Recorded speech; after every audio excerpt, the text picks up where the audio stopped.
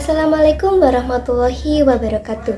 Yang terhormat Ibu Nasmatiha SPDI selaku guru agama yang mengajar di kelas 10 pemasaran 1.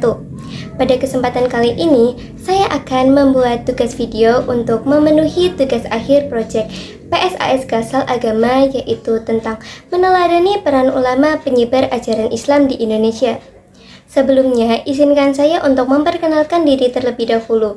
Perkenalkan, nama saya Fani Oktavilia dari Presensi 33. Sebelum masuk ke pembahasan, di sini saya akan memberikan informasi terlebih dahulu tentang bagaimana cara agama Islam masuk ke Indonesia. Jadi, kedatangan Islam di Indonesia yaitu berkat jasa para ulama yang menyebarkan Islam secara damai, sehingga mayoritas penduduk Indonesia beragama Islam. Hal ini juga terkait dengan sejarah masuknya Islam di Indonesia yang memiliki lintasan garis sejarahnya tersendiri. Untuk menjadi seorang muslim, seseorang cukup mengucapkan 2 kalimat syahadat, yaitu syahadat tauhid dan syahadat rasul.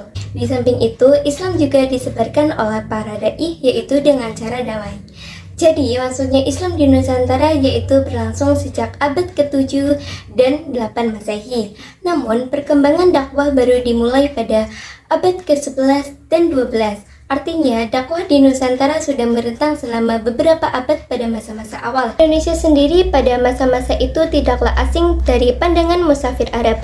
Proses penyebaran Islam masuk ke Indonesia dapat melalui berbagai jalur, antara lain 1. Perdagangan. Para pedagang Arab dan Persia yang singgah di pelabuhan-pelabuhan Indonesia membawa ajaran Islam. Yang kedua, pernikahan.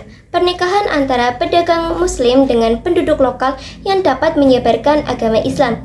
Yang ketiga, pendidikan. Para ulama dan mubalik menyebarkan Islam melalui pendidikan dan pengajaran. Dan yang terakhir, politik. Politik dapat dijadikan sarana untuk berdakwah yang efektif dalam menyebarkan pengaruh Islam di Indonesia. Sebenarnya, wilayah Nusantara sangatlah luas sehingga posisi geografisnya terletak pada persimpangan jalur perdagangan antara India, Cina, dan Arabia. Maka sulit untuk memastikan wilayah yang pertama kalinya menerima ajaran Islam. Oleh karena itu, ada beberapa teori tentang masuknya agama Islam di Indonesia yang diungkapkan oleh Ahmad Mansur Suryanegara dalam buku Api Sejarah Jilid, yaitu yang berisi 1 teori Gujarat.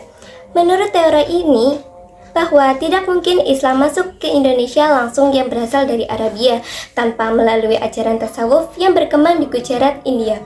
Penerima ajaran agama Islam pada abad ke-13 Masehi yaitu pada wilayah Kerajaan Samudra Pasai. Yang kedua, teori Makkah oleh Profesor Dr. Buya Hamka. Menurut teori yang diangkat dari berita Cina, dinasti Tang, Islam masuk ke Nusantara pada abad ke-7 Masehi, ditemukan di permukiman saudagar Arab di wilayah pantai barat Sumatera, bahwa Islam dibawa masuk ke Indonesia yaitu oleh para saudagar yang berasal dari Arab. Yang ketiga, teori Persia oleh Profesor Dr. Hussein Dijadiningrat. Menurut teori ini, bahwa Islam masuk ke Persia dan bermasyhab Syiah. Masuknya Islam ke Indonesia juga terjadi pada abad ke-13 di Sumatera.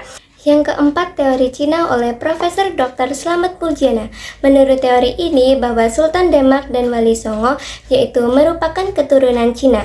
Islam masuk ke Indonesia karena dibawa perantau Muslim Cina yang datang ke Nusantara. Dalam teori Cina juga dijelaskan bahwa Islam telah berkembang di negeri tirai bambu terlebih dahulu antara tahun 618 sampai 905 Masehi atau masa dinasti Tang.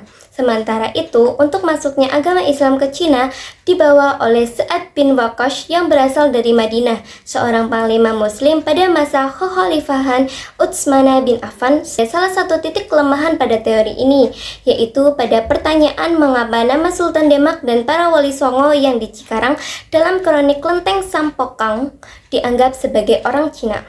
Yang kelima, teori maritim oleh N.A. Baloch. Menurut teori ini, bahwa Islam masuk dan berkembang di Nusantara yaitu dengan melalui perdagangan maritim, yaitu pedagang Muslim yang menyebarkan ajaran Islam di sepanjang pantai-pantai persinggahan pada abad ke-1 atau abad ke-7 Masehi. Pengembangan agama Islam terjadi mulai abad ke-6 sampai ke pelosok Indonesia. Saudagar pribumi juga berperan penting dalam proses pengembangan agama Islam di pedalaman, yaitu dimulai dari Aceh pada abad ke-9 Masehi dan diikuti tumbuh dan berkembangnya kerajaan Islam di berbagai wilayah. Hubungan perdagangan ini semakin lancar pada masa Khulafaur Rasyidin, dan pada saat itulah hal itu terjadi karena umat Islam memiliki kemampuan dan penguasaan perniagaan melalui jalur maritim. Selanjutnya adalah perkembangan kesultanan di Indonesia. Jadi masa perkembangan agama Islam yaitu pada kurun waktu pada saat umat Islam telah membangun kesultanan sebagai bentuk kekuasaan politik. Perkembangan kesultanan di Indonesia berkembang sejak abad ke-13 dan mencapai puncaknya pada abad ke-16 hingga ke-17 Masehi. Perkembangan Islam di Indonesia semakin meluas seiring dengan banyaknya raja-raja Hindu yang memeluk Islam. Dengan demikian, terbentuklah kesultanan Islam di berbagai wilayah Indonesia. Salah satunya yaitu para raja memeluk Islam adalah untuk mempertahankan kekuasaannya karena mayoritas rakyatnya sudah memeluk Islam terlebih dahulu. Tumbuhnya Kesultanan Islam di Indonesia tidak dapat dilepaskan dari sebab timbulnya politik di luar Indonesia periode Khulafaur Rasyidin, Bani Umayyah, Bani Abbasiyah, dan Fatimiyah hingga Kesultanan Turki Utsmani. Kemudian juga diikuti dengan runtuhnya pengaruh Hindu-Buddha India dan munculnya kerajaan Mogul. Perkembangan mazhab Syafi'i yang dianut oleh mayoritas masyarakat Indonesia termasuk di Kesultanan Samudra Pasai dari catatan Ibnu Batutah, penjelajah Muslim dari Maroko yang bernama lengkap Abu Abdullah Muhammad bin Abdullah Al-Lawati At-Tanji bin Batutah, yang pernah berkunjung di Kesultanan Samudra Pasai pada tahun 745 sampai 746. Perbedaan mazhab antara Gujarat dan Samudra Pasai dapat dijadikan alasan oleh Buya Hamka untuk menolak teori Gujarat. Menurut Ibnu Batutah, Kesultanan Samudra Pasai bermazhab Syafi'i bukan mazhab Syiah. Oleh karena itu, Buya Hamka berkeyakinan bahwa Islam dibawa langsung oleh saudagar dari Makkah, bukan dari Gujarat. Selanjutnya, sejarawan Belanda pada masa kolonial membagi periodisasi sejarah Indonesia menjadi 4. Yang pertama adalah zaman animisme dan dinamisme. Yang kedua, zaman Hinduisme dan Buddhisme. Yang ketiga, zaman Islamisme. Yang keempat, zaman Katolikisme dan Protestanisme. Sejarah awal Kesultanan Islam di Indonesia mulai berkembang sejak abad ke-12 hingga ke-13 dengan Kerajaan Samudra Pasai sebagai yang pertama muncul pada tahun 1267 Masehi. Kerajaan ini berperan penting dalam penyebaran Islam di Nusantara yang didukung oleh pedagang Arab dan India. Kerajaan utama Kesultanan utama yaitu meliputi 1. Kesultanan Demak pada tahun 1475 sampai 1554 merupakan kesultanan Islam pertama di Jawa yang berhasil menaklukkan Majapahit. Yang kedua, Kesultanan Banten pada tahun 1524 sampai 1813. Puncak kejayaan di bawah Sultan Maulana Yusuf fokus pada perdagangan dan pertanian.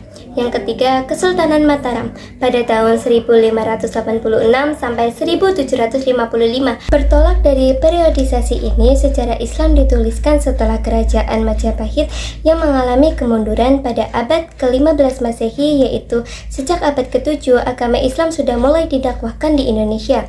Akibatnya, Islam dianggap baru masuk dan dikenal oleh masyarakat Indonesia pada abad ke-15 Masehi. Yang pertama adalah Sultan Malik Al-Saleh pada tahun 1267 sampai 1297 Masehi. Yang kedua yaitu Sultan Ahmad pada tahun 1326 sampai 1348 Masehi. Yang ketiga Sultan Alauddin Riayat Shah pada tahun 1538 sampai 1571. Yang keempat Wali Songo pada tahun 1404 sampai 1546 Masehi. Yang kelima Sultan Alauddin, yang keenam Datuk Tunggang Pangeran, dan yang ketujuh atau yang terakhir yaitu Sultan Zainal Abidin. Dari ketujuh tokoh tersebut, di sini saya akan menjelaskan salah satu tokoh yaitu Wali Songo. Jadi Wali Songo merupakan 9 atau sunan yang menjadi pelopor penyebaran Islam di Pulau Jawa. Mereka adalah 1. Maulana Malik Ibrahim atau Sunan Gresik. Yang kedua Raden Rahmat atau Sunan Ampel. Yang ketiga Maulana Makdum Ibrahim atau Sunan Bonang. Yang keempat Raden Paku atau Sunan Giri. Yang kelima Syarifuddin atau Sunan Derajat. Yang keenam Raden Masyahid atau Sunan Kalijaga. Yang ketujuh Ja'far Shadiq atau Sunan Kudus. Yang kedelapan Raden Umar Syahid atau Sunan Muria. Dan yang kesembilan yaitu Syarif Hidayatullah atau Sunan Gunung Jati. Dari ke-9 wali songo tersebut, saya akan menjelaskan lebih jelas dan detail, yaitu tentang Raden Rahmat atau yang biasa disebut Sunan Ampel. Sunan Ampel merupakan putra dari Maulana Malik Ibrahim atau yang biasa disebut Sunan Gresik. Sunan Gresik mempunyai 2 orang istri yang bernama Dewi Chandrawulan dan Dewi Karimah. Sunan Ampel mempunyai istri yang berasal dari negeri Campak. Sunan Ampel memiliki nama asli adalah Raden Rahmat. Ia lahir pada tahun 1401 Masehi, kemudian datang ke Pulau Jawa sekitar tahun 1443 Masehi dan meninggal pada tahun 1481. Saat Sunan Ampel wafat, jasadnya dimakamkan di sebelah kanan Masjid Ampel Dentak. Sunan Ampel hidup pada zaman Majapahit yang mengalami kemunduran drastis pasca ditinggal wafat Mahapati Gajah Mada dan Prabu Hayam Wuruk. Kaum bangsawan dan para pangeran memiliki kebiasaan buruk dengan berpesta pora, berjudi, dan mabuk-mabukan. Prabu Brawijaya yang melanjutkan pemerintahan Prabu Hayam Wuruk menyadari bahwa apabila kebiasaan tersebut dilanjutkan, maka negara akan menjadi lemah. Dan jika negara lemah, dengan mudah masuk akan menghancurkan kerajaan Majapahit. Berdasarkan situasi tersebut yang sangat memprihatinkan kerajaan, akhirnya memanggil Raden Rahmat Putra dan Dewi Chandrawulan di negeri Campak yang terkenal sebagai seseorang yang mendidik dan mengatasi kemerosotan moral di kalangan masyarakat. Pada Babad Diponegoro, akhirnya Raden Rahmat atau Sunan Ampel memiliki pengaruh yang cukup kuat di kerajaan Majapahit. Meskipun Raja Brawijaya menolak masuk Islam, namun ia memberikan keleluasaan kepada Sunan Ampel untuk mengajarkan Islam kepada rakyatnya tanpa suatu paksaan. Dan selama tinggal di Majapahit, Raden Rahmat dinikahkan dengan Nyi Ageng Lanila, putri Bupati Tuban, dan sejak saat itulah gelar kerajaan melekat di depan namanya. Kemudian Raden Rahmat membangun pesantren sebagai lembaga pendidikan untuk terus mengajarkan nilai-nilai Islam kepada masyarakat. Pesantren tersebut mengadopsi konsep pusat pendidikan yang telah berdiri pada masa Hindu-Buddha. Ia tidak pernah memaksakan ajaran-ajaran lama untuk serta-merta dihapuskan. Misalnya pada penamaan tempat ibadah dari kata sanggar pada era Hindu-Buddha diganti menjadi langgar, seperti kata sastri yang merujuk pada orang-orang yang membaca kitab suci agama Hindu diubah menjadi santri, yaitu orang yang sedang memperdalam ajaran Islam. Yang terakhir yaitu istilah untuk salat dengan kata sembahyang, yaitu yang berasal dari kata sembah dan hyang. Sunan Ampel memiliki sikap toleransi yang tinggi dengan tidak pernah mempermasalahkan adanya perbedaan, sehingga karena itu nama dan ajaran yang dibawa oleh Sunan Ampel semakin dikenal luas oleh masyarakat. Ada beberapa peran penting Sunan Ampel, yaitu 1. Mendirikan pusat penyebaran ajaran Islam. Sunan Ampel membangun pesantren dan masjid di Ampel Dentak, Surabaya. Tempat-tempat ini menjadi pusat pembelajaran agama Islam dan juga tempat berkumpulnya umat Islam. Yang kedua, metode dakwah yang unik. Beliau menggunakan metode dakwah yang disesuaikan dengan budaya dan kebiasaan masyarakat setempat. Salah satu caranya adalah dengan membuat kerajinan tangan seperti kipas yang dihiasi dengan kaligrafi atau pesan-pesan agama.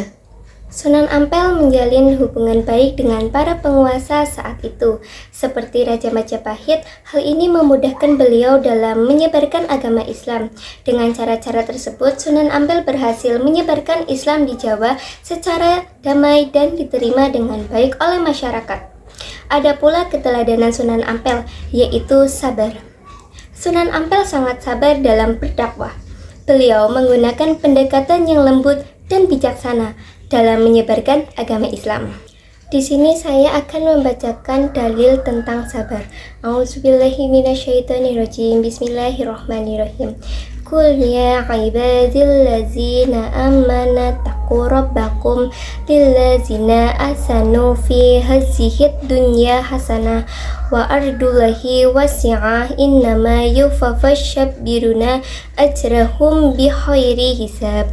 Yang artinya, katakanlah Muhammad, wahai hamba-hambaku yang beriman, bertakwalah kepada Tuhanmu. Bagi orang-orang yang berbuat baik di dunia ini akan memperoleh kebaikan, dan bumi Allah itu luas. Hanya orang-orang yang bersabarlah yang disempurnakan pahalanya tanpa batas. Quran Surat Az-Zumar surat ke-39 ayat 10. Yang kedua, bijaksana. Sunan Ampel dikenal sebagai sosok yang sangat bijaksana. Beliau mampu menyelesaikan berbagai masalah dengan cara yang damai dan adil, agar pesan agama Islam mudah dipahami oleh masyarakat. Misalnya, beliau memanfaatkan kesenian dan budaya lokal untuk menyampaikan pesan agama.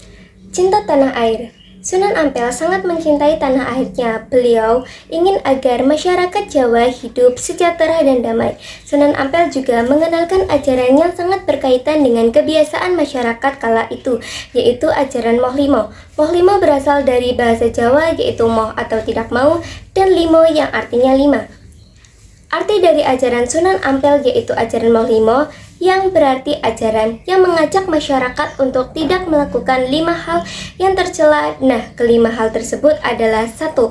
Moh main, yaitu tidak mau berjudi, mengundi nasib, dan memasang taruhan. Yang kedua, moh ngombe, yaitu tidak mau mabuk-mabukan, minum minuman keras, dan mengonsumsi arak atau tuak. Yang ketiga, moh maling, yaitu tidak mau mencuri dan mengambil barang yang bukan miliknya. Yang keempat, moh madat, yaitu menolak atau merokok untuk menggunakan narkotika dan hal-hal lain yang memabukkan. Yang kelima, moh madon, yaitu menolak untuk bermain perempuan yang bukan istrinya. Ada beberapa hal yang mempengaruhi berkembangnya Islam pada masa kerajaan Majapahit yang saat itu bernafaskan agama Hindu.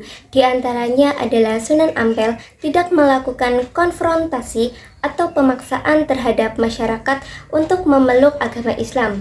Sunan Ampel yang diminta oleh kerajaan untuk mengembalikan budi pekerti dan akhlak masyarakat Majapahit yang mengalami degradasi dan kemerosotan moral pasca wafatnya Mahapatih Gajah Mada dan Prabu Hayam Wuruk. Demikian beberapa hal yang bisa saya sampaikan. Semoga apa yang saya sampaikan tadi memberi manfaat dan kebaikan bagi kita semua. Tentunya kesempurnaan hanya milik Allah semata. Karena itu saya memohon maaf atas ucapan dan tindakan yang tidak mengenakan. Wallahul muwafiq ila aqwamit thoriq. Semoga Allah menuntun kita menuju jalan paling lurus yakni Islam. Akhirul kalam. Wassalamualaikum warahmatullahi wabarakatuh.